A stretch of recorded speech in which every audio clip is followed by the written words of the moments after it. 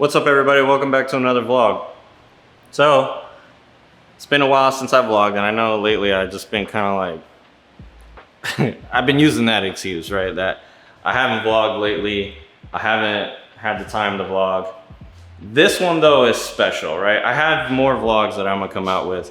I've recorded a lot of stuff over the past couple of months, and this one though is special, right? Because most of you guys have seen this place before. It's a nice little rental, right? I've been working on this since the beginning of the year. Oh, since last year probably, actually. But this has got to be the worst rental experience I have ever had and probably will ever have. A lot of mistakes that I made that I learned from. And I'll tell you what, it has made me a whole lot smarter and definitely made me feel a whole lot dumber. So here's the deal. I bought this rental probably spring of 2021. And you know, the whole intent, of course, to buy this place is to make rental income, you know? Who doesn't want to make rental income? I bought this place, the first tenant didn't work out, had to evict him. He was paying 500 bucks a month. We bought him with the tenant in place.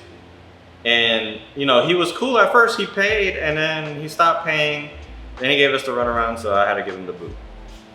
So then we renovated this place, because my whole thing was I was trying to get away from renovating this place. Because I didn't want to spend any money. I bought this place for $32,000 with the renter in place paying 500 bucks. So at that price point, it was fantastic, it worked. Well, he left, I remodeled it, and it looks like this, right? It's nice, it's clean. I would live here if this was like the first place I was gonna ever live at. You know, it's a great starter place for anybody starting out or somebody on a budget. It's perfect. So I put this thing up for rent in Rently and on Zillow and a few other places at the beginning of this year in March. And at first, you know, I'm getting some applications in. A lot of unsavory people applying, right? And what I mean by unsavory, I mean no offense to anybody. I understand that people make mistakes, but some of these were, man, I was like, geez. I had a prostitute that was currently on bond for murder that was trying to move in here. And you heard me right, prostitute, murder. I had another guy, slew of felony charges recently. My plan was anybody that has had any felonies in less than 3 years, I put it on there that I'm not going to accept. You know, especially it's all going to be depending on the felonies. This guy was B&E, drug charges, gun charges. I was like, yeah, I can just see this place turning into a trap house, and then they're going to kick down the front door, and now I got to find a new tenant and a new door. And then more than likely, because anybody who's in prison or gets convicted of a crime and goes to jail, they have a lot of rights afforded to them by state of North Carolina. I don't know them in detail. I just know some people that have had to deal with that, and you know, it sucks. So finally, I'm getting some applications, and then I was like, you know what? I gotta buy the refrigerator behind you. And I was like, let me go and check it out, because they had just delivered it. Well, I roll up here and I find out somebody moved in here. And I was just like dumbfounded. I was like, oh my God. How the heck did somebody just move in here? So I went and I was like, man, I'm gonna call the police. So I called the police, they came down here. I know I got a country accent saying police, it's police. Called the police, they came over here, and we knocked on the door, found out that somebody relisted my property on Facebook and scammed this girl into moving in.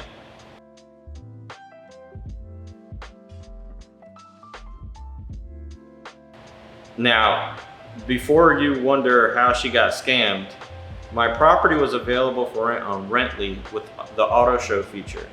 So that means anybody with the link could come over here, put their driver's license information and put their info in, and they can unlock the lockbox. And I was like, this is great, you know, saved me a lot of time. Well, apparently a scammer got a hold of my listing with all my pictures and they reposted it on Facebook and went ahead and was telling everybody, here, just sign up for Rently and you guys could get in. Well, this girl got in, got the key, and moved in, and he scammed her out of $1,300.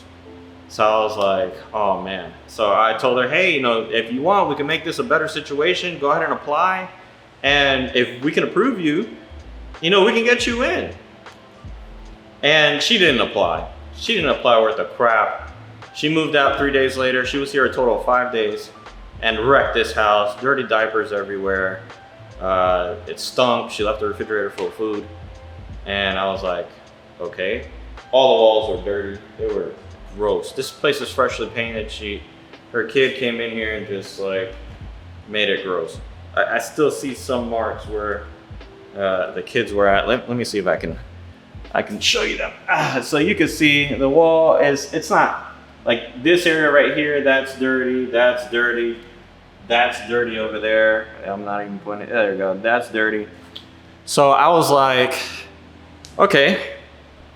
Definitely glad she didn't move in here because this place probably would look gross because it already did within 5 days of her being here. So counting my blessings on that one. So I take everything off the market. We take it off Zillow, take it off Rently. We turn the lockbox off. We could do it remotely because their lockboxes are cellular power. And I was like, oh man, I can't believe I just had to deal with this. So a couple weeks go by, we get the cleaning crew out here, clean this place out, make it look nice again. And I'm like, great, you know, we're gonna get this thing ready for market. It should be ready any day now. And then we're also about to change the locks at this point. We already bought the locks, hadn't changed them yet. Then I get a phone call from a guy saying that he paid $1,300 to move in here. And I'm like, well, look, man, I turned the lockbox off. I put signs up in front saying, hey, stop, don't get taken by a rental scam, you know. And apparently he called the phone number that was on the flyer because he paid to move in here on the 27th of May. The girl was already still here. She moved out on the 29th of May. And then he's telling me that he got scammed. He knows he got scammed. And then, you know, he made a police report and everything. But then things take a turn for the weird. And this guy tells me, well, how do I know you're not the scammer? And I'm like, well, I was the one who put the signs up and I have access to the house. He's like, well, you got to prove to me that, or you're going to have to take me to court to prove that you're not the one that rented that house to me because I'm moving in today. And I was like, yeah, that's not happening. He's like, yeah, I got a key and this and that and the other thing. So I was like, all right, you know what? I'm gonna solve this problem right now. I'd say, hey man, well, if you come over here, and of course, all my calls were recorded. So I had my proof. I was like, hey, you know, if you go over there, you're gonna be arrested. I did put a camera in here. So I got my little oofy camera, I don't know how to pronounce it. And I put the camera in here. And I put the camera in here to make sure that anybody that comes over here, we know exactly what's going on here. Because the girl that she left, she ended up breaking back in here and sleeping in here. And I was like, okay, what the heck, you know?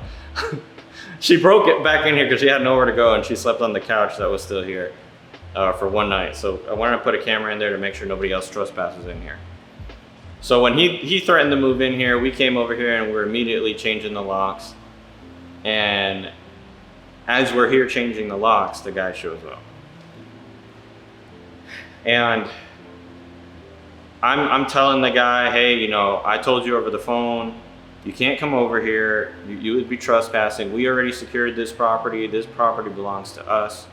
And if you're caught here, you know, you're gonna go to jail. But he decided to come down here. You talked to me this morning, and I advise you, I am not renting the property. And you said, oh, you know what, let's call it even and just let me move in. You told me you was renting the property for $11.50 a month. Yes, that's what I'm gonna do. I'm gonna rent this property out for $11.50 after I have it cleaned and I change the locks. I don't know. All I can do is just have the law come out, and I hope you have me hooked up on trespass charges. I hope you can. I hope you will. We exchanged some words. I called the police.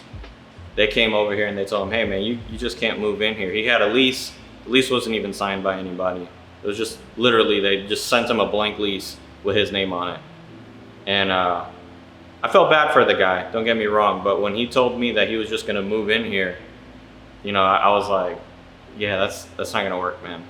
You know, like, I understand what you're going through and I understand of the situation that you've probably been put in, but at the same time, you can't put that on me. He says it's my fault he got scammed, and I was like, okay. But that's my story on this place. Now, to prevent this freak show from happening again, from now on, the Rentley lockbox is not on auto show. It's on safe mode.